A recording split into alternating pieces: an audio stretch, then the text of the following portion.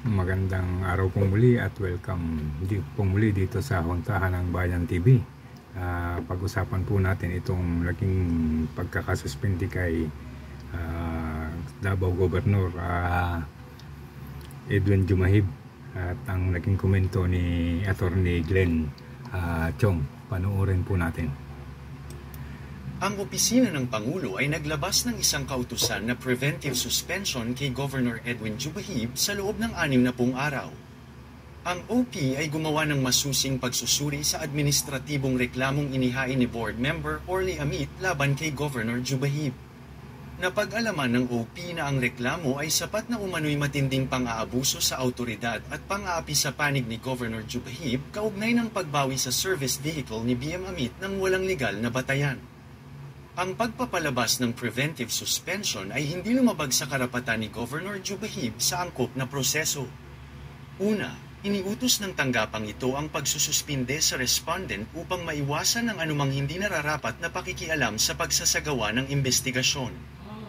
At pangalawa, ang preventive suspension kay Governor Jumahib ay iniutos lamang pagkatapos na pagsamahin ang mga isyu alinsunod sa Section 63A ng Republic Act No. 71, 60 at Section 1 at 4, Rule 6 of Administrative Order No. 23 Series of 1992. Ang nananatiling nakatuon sa pagtiyak ng transparency at pagiging patas sa lahat ng administratibong paglilitis. So, hayan po ang naging rason ng pagkakasuspindi ni Governor Edwin Jumahib. Pero ayon naman po sa kanya, ang kaso na ito ay matagal na nangyari at naresolba na. Pakinggan po natin siya at panoorin. Sa kampo ni Governor Jumahib, naging dahilan na lang daw itong sinasabing pang-aabuso na umano'y noon pa ay nasettled na at binuhay na lang dahil sa may mas malalim na rason. Itong araw ay may kaugnayan sa mangyayaring maisog rally sa April 14 sa Tagum City. Hindi may kakaila na malaking impact sa Marcos admin ang nangyaring mga naunang maisog rally mula sa Davao, Cebu at sa batasang pambansa. So, haya naman po ang naging pahayag ni Davao Governor Edwin Jumahib. At base po kahapon, ito po yung kanyang naging post doon sa SMNI na tuloy-tuloy daw yung rally kahit nakasuspindi siya. So, panoodin naman po natin yung naging komento ni Attorney Glenn Chong. Ito po yun. Panoodin po natin si Attorney Glenn Chong at saka si Ms. Maharlika.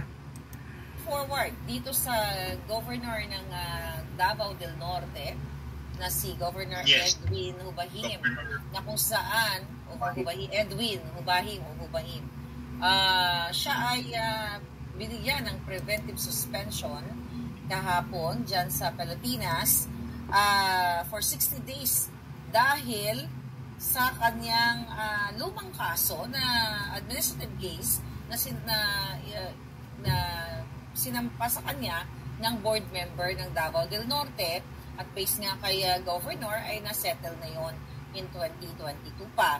But again, ito ay hindi na hinalungkat. Okay? Again, ito yung kadahilanan, Governor Hubahib. Na kung saan ito yung naging dahilan na hinalungkat ng Office of the President yung kaso na ito para mabigyan siya ng preventive suspension. Again, paliwanag ko lang ulit sa ating mga kababayan, sometime in October 2022, itong kanyang board member ni Governor Hubahib ay nirecall niya yung sasakyan na ginagamit, yung bagong pick-up. Kasi ayon dito sa board member ay hindi naman na daw niya ginagamit, nakatenga lang sa bahay. So sabi ni Governor, nakatenga pala, edi kunin ko na yan at ipagamit natin sa engineering department. So for 1 month yun na kinuha sa kanya o nirecall sa kanya, so nag-file ng administrative complaint etong si board member. So ang explanation dyan ng Governor na after a month, ibinalik na rin niya.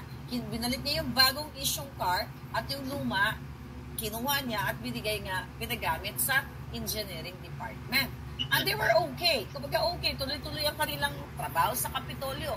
Hanggang sa dumating itong March na ito, bago itong schedule nyo na maisog rally sa April 14 sa Davao del Norte, ay dalawang emisaryo ni So lumalabas po na yung kaso ay matagal nang nangyari, noong 2022 pa, noong Oktubre. So kung ito ang babatayan natin ng ating pananaw, mukhang may kaugnayan lang ito tungkol dun sa napipintong rally, which is nangyari nga ngayon na natuloy. Parang gusto nilang matigil kasi kung masuspende yung gobernador, malamang yung papalit sa kanya hindi sang-ayon doon sa rally, so matitigil.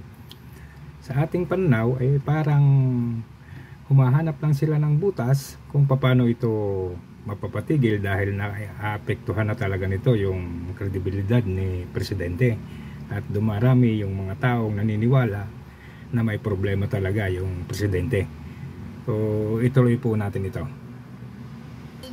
Ang pick up noong board member. Ano sa tingin mo? Ano ang opinion mo dito, brother, sa pangyayaring pangaras, pagdilipit nitong gobyerno ni Marcos Jr.? Actually, Ate Claire, mga kababayan, looking at it lang wag na nating pag-usapan yung merits.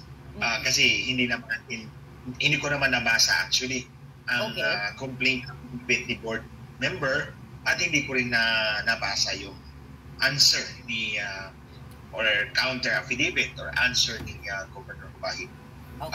So I cannot comment on the merits of the suspension order, but ito lang ang aking nakikita, mga kababayan, and I think you can also see this through.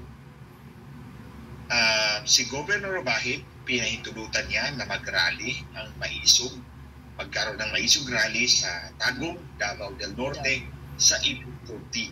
Okay? April 14 yan, ngayong linggo yan. So alam naman natin yung maisog rally is hindi natutuwa doon ang mga may kapangyarihang mag-asawa na nasa Malacanang na nagluklok ng kanilang sarili dahil minanipula nila yung election system natin. Hindi ko naman pwedeng sabihin na hinalal talaga sila ng taong bayan na totoo dahil I have a meeting with the owners of Smartmatic. I need to technical guys. Sabi ni Ahas. Hinamin niya. So minanipulan nila. So hindi natin pwedeng sabihin na lehitimo silang nakaupo dyan. Niluklok nila ang sarili nila. Pinilit nila ang sarili nila na makapasok sa Malacanang. So, takot sila dyan sa Maisog Rally. Because remember, sa Maisog Rally, unang Maisog Rally lumabas na we have a bangag for a president. Wala sa bibig ni President Rodrigo Duterte. O, di ba? So, allergic na sila dyan sa Maisog Rally. Besides, nandun din ako. Nagsisiwalat na minanipula ni Lisa Marcos ang ating election system para maiupo talaga ang kanyang asawa bilang presidente ng Pilipinas. Kung atin pong pakikinggan ang sinasabi ni Attorney Glenn Chong, although ayaw naman niyang magbigay ng eksaktong komento, parang ang gusto rin talaga niyang sabihin is panghaharas yung ginawang suspension kay Edwin Jubahib ng Davao del Sur para mapatigil yung napipintong rally ng Maisog, na talaga namang nakakaapekto ng malaki sa katauhan ng mga nasa Malacanang, lalong-lalo na kay President Marcos at saka sa kanyang asawa. So sa tingin ko, personal ko lang opinion, parang talagang panghaharas ang nangyari sa kanya. Kayo po mga kaibigan, ano po ang masasabi ninyo? Paki-like and subscribe na lang po at saka paki-comment sa baba. Maraming salamat po.